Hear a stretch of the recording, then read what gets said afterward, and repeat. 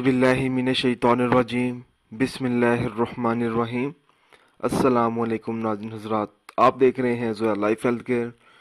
दोस्तों, आज मैं आप लोगों को एक बेहतरीन वजीफ़ा बताने जा रहा हूँ। खाने में बरकत पैदा करने के लिए अमल। दोस्तों, इस अमल की इजाज़त आम है। अमल बताने से पहले मेरी आप लोगों से गुजारिश है, दोस्तों, इस अमल को आप लोगों ने सिर्फ़ और सिर्फ जायज़ मकसद के लिए इस्तेमाल करना है। नाजायज़ मकसद के लिए हरगिज़ इस्तेमाल नहीं करना, वरना कोई फ़ायदा नहीं होगा।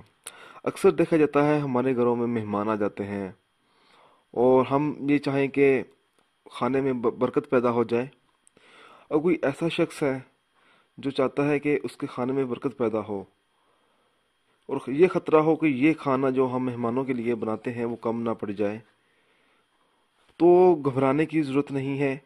उस शख्स को चाहिए कि वो ये अमल करे। अमल इस तरह से शुरू करना है, बावजू हालत में एक जगह बैठे और 11-11 मरतबा अव्वल व आखिर दुरूद शरीफ पढ़े। दरमियान में 3 या 7 मरतबा वो शख्स सूरत या रहमान पढ़े और खाने पर दम कर दे। अगर खाना कम होगा और खाने वाले ज़्यादा होंगे तो अल्लाह की रहमत से और सूरत रहमान की बरकत से खाने में कमी नहीं होगी। दोस्तों, अगर आपको हमारी ये वीडियो पसंद आई है तो इसको लाइक कीजिए और शेयर कीजिए। साथ ही मेरे channel Zoya life health care को सब्सक्राइब करना हरगिज़ ना भूलें, ताकि आपको आगे आने वाली वीडियोज़ की मालूमात मिलती रहे। जज़ाकल्लाह।